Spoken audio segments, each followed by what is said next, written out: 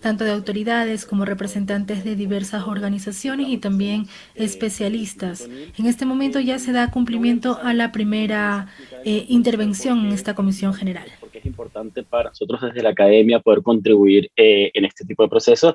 El Instituto O'Neill, donde está nuestra iniciativa, es un instituto de investigación dentro de la Facultad de Derecho de la Universidad de Georgetown en Estados Unidos y busca tratar de crear esos puentes entre estándares legales y temas de salud, pero con una visión muy aplicada para apoyar distintos procesos que pueden ocurrir a nivel de reforma legislativa, procesos litigiosos, a nivel de derecho internacional. Entonces, la misión es tratar de poder apoyar y poder dentro de nuestro conocimiento y de las investigaciones que hemos hecho, tratar de compartir un poco el trabajo que hacemos.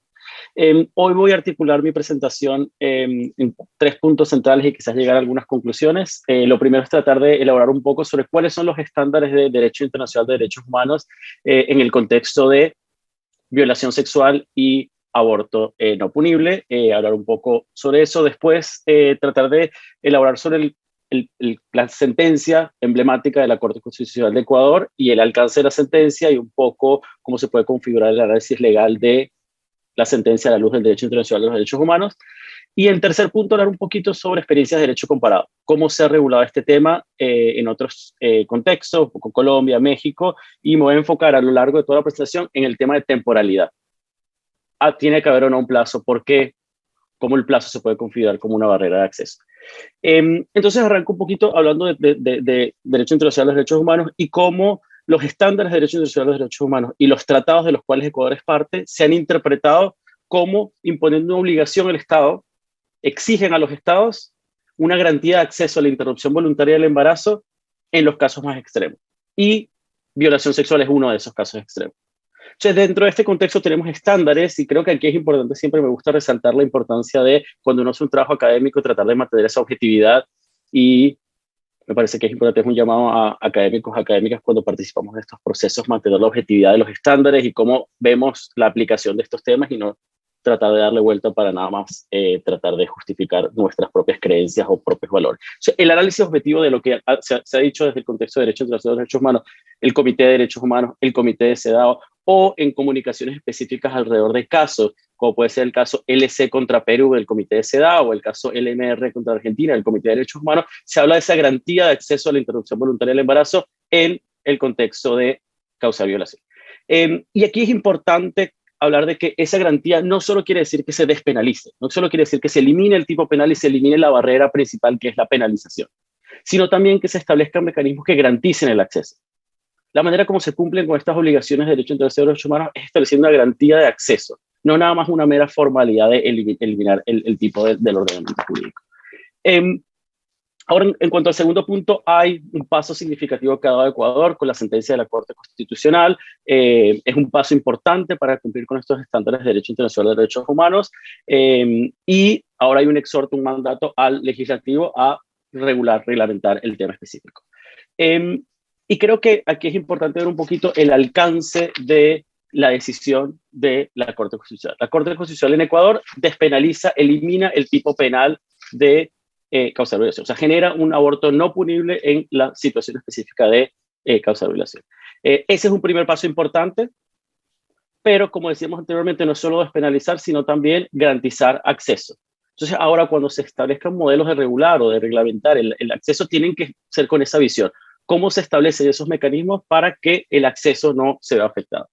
Y aquí también me parece importante recalcar que no hay un mandato al legislador, a este honorable cuerpo frente al cual estoy presentando hoy, de establecer términos o plazos. No hay, ese mandato no existe. Lo que la Corte dice es que el legislador puede determinar si existe la necesidad de establecer algún límite gestacional. Perfectamente el legislador puede determinar que no existe la necesidad de establecer ningún límite gestacional, que eso estaría en línea con lo que voy a hablar ahora de estándares de derecho comparado. Entonces, eso ahí, el alcance de la decisión, eliminar el tipo penal en el contexto aborto no punible, en el contexto de violación y la posibilidad de ese exhorto específico al legislador a establecer la necesidad. Y aquí también es importante decir que cualquier normativa que pudiera debatirse sobre temporalidad no debería hacerse a través de una norma penal porque ya la Corte decidió sacar el aborto por causa de violación del sistema penal. Entonces aquí es importante también tener un poquito esa consideración. En tercer punto, estándares de derecho comparado.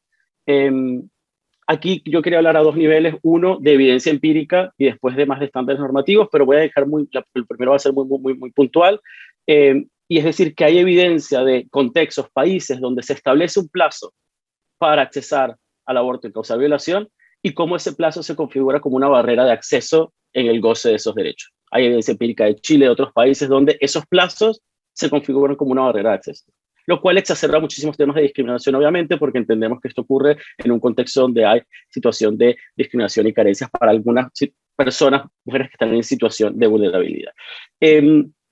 Pero quizás hablar un poco más de los ejemplos concretos más positivos, los ejemplos donde no se requiere, no se establecen plazos, como puede ser Colombia, por ejemplo, no se establece un plazo para accesar a el aborto en causa de violación. Pero ahorita quiero traer algo que es más reciente, de julio del año pasado, porque estos debates se dan en otros países de la región. Hay una sentencia de la Corte Suprema de Justicia de México donde establece que, analizando un código penal del estado de Chiapas, se estableció que hubiera un plazo gestacional, que hubiera términos para accesar a la causa de violación, era inconstitucional. Y hace un análisis claro de por qué la norma era inconstitucional. Obviamente habla de que hay un análisis empírico que habla sobre la dificultad de denuncia en el caso de violencia sexual, cómo hay un contexto que dificulta, no solo que la mayoría de estos casos no se denuncian, sino que hay un contexto que dificulta esas denuncias. Muchas veces las mujeres, las personas que son víctimas de violencia sexual, siguen conviviendo con el perpetrador de la violencia, se en la comunidad, y cómo eso dificulta el acceso a la denuncia. Entonces, ahí habla un poquito de la recriminalización, de cómo si se establece un límite temporal para causar violación, se desconoce la naturaleza de las agresiones sexuales y la afectación que tiene la salud.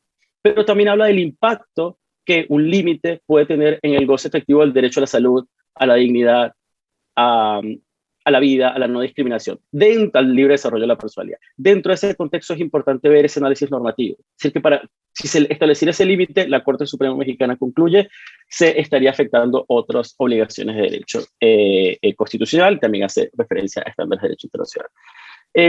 Y aquí ya más concluyo diciendo que, porque ya veo que me queda nada más un minuto, que la temporalidad es uno de los elementos que se están discutiendo, que idealmente no debería haber, para cumplir con el mandato tanto de la Corte como del derecho internacional de derechos humanos, no debería haber un límite temporal para poder accesar la causal de violación, no debería haber un plazo para poder accesar esta causal. Pero también ver que esto configura un montón de otros elementos que se van a tener que regular. Objeción de conciencia también va a ser un tema que espero que se debata hoy con algunas de las otras presentaciones que va a haber. Y cuando se empiezan a establecer tantos elementos regulatorios que tienen un impacto en la garantía de acceso, no se están cumpliendo con las obligaciones de derecho internacional de derechos humanos, no se están cumpliendo con el mandato de la Corte Constitucional. Aquí lo importante es poner el énfasis en que persigue esta norma, es la protección de los derechos fundamentales de las personas, de las mujeres víctimas de violencia sexual. Y en este contexto es importante que la garantía de acceso sea lo que prime y lo que si sea el norte que se persigue cuando se busque legislar en torno a la materia. Bueno, aquí termino la presentación. Muchísimas gracias por el tiempo y el espacio, y un honor estar aquí. Cualquier cosa, estoy por aquí si tienen alguna pregunta. La intervención de Óscar Cabrera. Señor Óscar Cabrera, director asociado de la iniciativa Familias Saludables del Instituto